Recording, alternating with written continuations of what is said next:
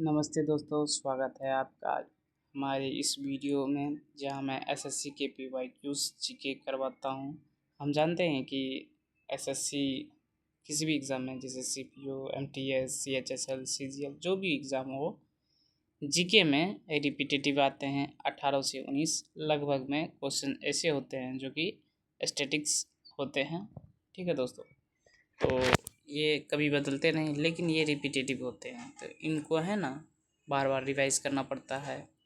अगर यह किसी व्यक्ति को लग रहा है कि यह मैंने पढ़ा हुआ, तो ये रिवाइज लेके चले, और जिन्होंने यह वीडियो देखा और देख रहे होंगे उनको लग रहा होगा कि नया क्वेश्चन है, वो राइट डाउन कर ले। तो शुरू करते हैं आज का वीडियो। तो धन्यवाद, यहाँ तक बने रहने के लिए, लास्ट तक बने रहिए। कांग्रेस और मुस्लिम लीग के किस अधिवेशन में ब्रिटिश शासन के विरुद्ध एक संयुक्त मोर्चा बनाने के लिए सहमति बनी थी? तो वो होंगे लखनऊ 1916। अध्यक्ष AC मजूमदार राजनीति सहमति बनाने के लिए कांग्रेस बाल गंगाधर तिलक और मुस्लिम लीग मोहम्मद अली जिन्ना के बीच लखनऊ समझौता पर हस्ताक्षर किए गए थे। कांग्रेस के दो गुटों के बीच एकता और गुटों के बीच है ना बट गए थे, तो नरम दल और करम दल जानते ही हैं। ये पूछा नहीं जाता लेकिन याद तो बनता है। भारतीय राष्ट्रीय कांग्रेस के निम्नलिखित में से अधिवेशनों में से किस अधिवेशन की अध्यक्षता पहली बार एक महिला ने की थी? तो वो होंगे, देखिए इनका कानपुर 1925 में इन्होंने किया था, सरोजिनी नायडू ने, और उससे पहले कलकत्ता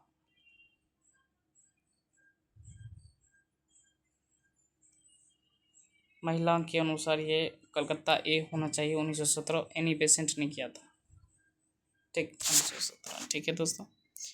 डैश में मद्रास अधिवेशन में भारतीय राष्ट्रीय कांग्रेस ने भारत के संविधान का मसौदा मतलब ड्राफ्ट तैयार किया करने के लिए एक सर्वदलीय बैठक आयोजित की गई थी।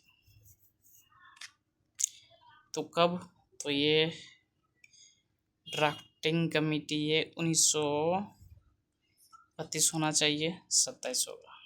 देखते हैं आगे डिटेल्स जान जाए। गाराई भारतीय राष्ट्रीय कांग्रेस INS अधिवेशन 1927 मद्रास अध्यक्ष MA अंसारी, कांग्रेस अधिवेशन 1915 बॉम्बे अध्यक्ष सत्येंद्र प्रसन्ना सिन्हा, महत्व उग्रवादी वर्ग के प्रतिनिधियों को प्रवेश देने के लिए कांग्रेस के संविधान में बदलाव किया गया। कांग्रेस अधिवेशन 1922 गया, अध्यक्ष CR दास, महत्व CR दास और अन्य नेता कांग्रेस से अलग हो गए थे। स्वराज पार्टी का गठन, कांग्रेस अधिवेशन 1932 दिल्ली, अध्यक्ष अमृत रणछोड़दास सेठ। अमृत भारतीय राष्ट्रीय कांग्रेस का विभाजन सन डैश में हुआ था, तो अभी पढ़े थे 1907 में करम दल और नरम दल। सूरत विभाजन भारतीय राष्ट्रीय कांग्रेस का दो वर्गों में विभाजन किया था, नरमपंथी और गरमपंथी। इसके बाद है डैश में है ना, देश भर के 72 प्रतिनिधियों ने बम्बई में सभा करके भारतीय राष्ट्रीय कांग्रेस की स्थापना का फैसला किया था। तो वो 1885 में स्थापना हुआ था, बम्बई में ये चीज़ हुआ था। ये कनेक्टेड है, ये रिपीटेटिव है, अलग अलग एंगल से रिपीटेटिव है। हो सकता है आपको है ना किस वर्ष हुआ वो पूछ ले, जगह पूछ ले, या जगह दे के साल दे के क्या हुआ था वो भी पूछ ले, कुछ भी हो सकता है। तो संपादक एलन ऑक्टेविजन यूम है ना, HA यूम्स। प्रथम अध्यक्ष WC बनर्जी। प्रथम बैठक गोकुलधाम तेजपाल संस्कृत महाविद्यालय बम्बई। प्रमुख प्रतिनिधियों में दादा भाई नौरोजी, सुरेंद्र दास Banerjee, Badruddin Tyabji, Firoz Shah Mehta, WC Banerjee, M Ramaswamy मुदुलिया, S Subramaniam Iyer और रोमेश चंद्र दत्त शामिल थे। आगे देखते हैं, निम्नलिखित में से कौन 1915 के अधिवेशन के दौरान भारतीय राष्ट्रीय कांग्रेस के अध्यक्ष थे? तो वो 15 के देखते हैं, सत्येंद्र प्रसन्ना सिन्हा। 1895 सुरेंद्र नाथ बनर्जी। 1909 मदन मोहन मालवीय, 1916 अंबिका चरण मजूमदार। भारतीय राष्ट्रीय कांग्रेस के दूसरे अधिवेशन में कितने प्रतिनिधियों ने भाग लिया था? दूसरे में कितने भाग लिए थे? 4, 3, 4। आगे देखते हैं डिटेल्स में। आयोजित 27 से 30 दिसंबर 1886 कलकत्ता, अध्यक्ष श्री दादा भाई नौरोजी कांग्रेस ने देश भर में प्रांतीय कांग्रेस समिति की स्थापना करने का निर्णय लिया। उसके बाद है जॉर्ज यूल ने भारतीय राष्ट्रीय कांग्रेस से 1888 में निम्नलिखित में से किस अधिवेशन में अध्यक्षता की थी? अध्यक्ष बने तो वो होंगे इलाहाबाद। भारतीय राष्ट्रीय कांग्रेस के कराची अधिवेशन में निम्नलिखित में से किस वर्ष में स्वतंत्र भारत का संविधान कैसा दिखना चाहिए पर है ना विचार किया गया था? तो ये होंगे 1931। 1928 में मोतीलाल नेहरू और अन्य कांग्रेसी नेताओं ने भारत के लिए एक संविधान का मसौदा तैयार किया गया था। सितंबर 1923 में कांग्रेस के विशेष सत्र की अध्यक्षता किसने की और जो 35 वर्ष की आयु में कांग्रेस के अध्यक्ष के रूप में चुने जाने वाले सबसे कम उम्र के व्यक्ति थे? तो वो होंगे, देखते हैं, अबुल कलाम।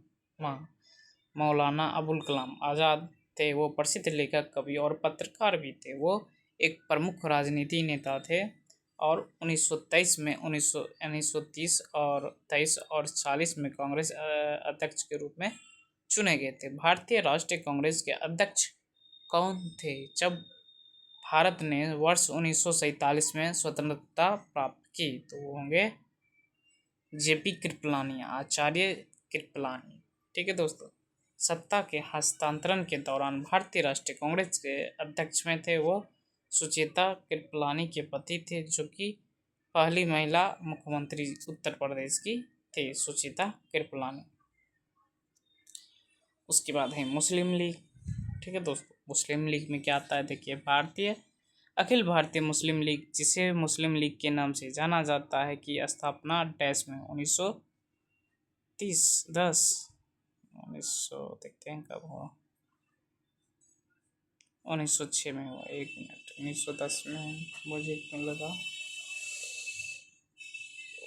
अच्छा चुनाव शायद है ना, 1910 चुनाव से रिलेटेड है शायद मुस्लिम के लिए, इसलिए शायद ध्यान में आ गया। अखिल भारतीय मुस्लिम लीग का गठन लॉर्ड मिंटो द्वितीय के कार्यकाल के दौरान हुआ था, जो 1905 से 1910 तक भारत के वायसराय रहे। लीग की स्थापना 1906 में ढाका ब्रिटिश सरकार, मतलब आज के बांग्लादेश में हुई थी, और इनके बंगाल के विभाजन का समर्थन किया था। इसने मुसलमान के लिए अलग निर्वाचन क्षेत्र की मांग की गई, जिसे सरकार ने 1909 में स्वीकार कर लिया, जो कि फूट हुई और देश को अलग किया गया। प्रतिनिधि सरकार के लिए गठबंधन में काम करने के लिए कांग्रेस और मुस्लिम लीग द्वारा डैश में लखनऊ समझौता पर हस्ताक्षर किए गए थे 1916। ठीक है दोस्तों, इंडियन नेशनल कांग्रेस अधिवेशन लखनऊ 1916। अध्यक्ष AC मजूमदार। राजनीतिक सहमति बनाने के लिए कांग्रेस बाल गंगाधर तिलक और मुस्लिम लीग मोहम्मद अली जिन्ना के बीच लखनऊ समझौता पर हस्ताक्षर किए थे। डैश में मुस्लिम लीग ने देश के उत्तर पश्चिमी और पूर्वी क्षेत्रों में मुसलमान के लिए स्वतंत्र राज्यों की मांग करते हुए एक प्रस्ताव पेश किया था, तो 1940 में।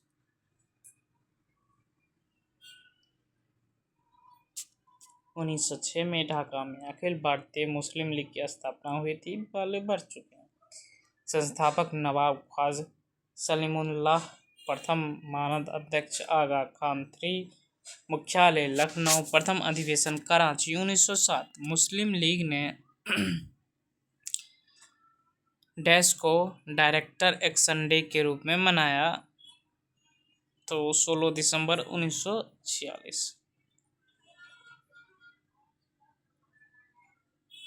मोहम्मद अली जिन्ना ने 16 अगस्त को प्रत्यक्ष कार्रवाई दिवस के रूप में घोषित किया और पूरे देश के लिए देश के मुसलमानों को सभी व्यवसायों को निलंबित करने का आह्वान किया था। डायरेक्ट एक्शन डे, जिसे 1946 कलकत्ता क्लियंस के रूप में भी जाना जाता है।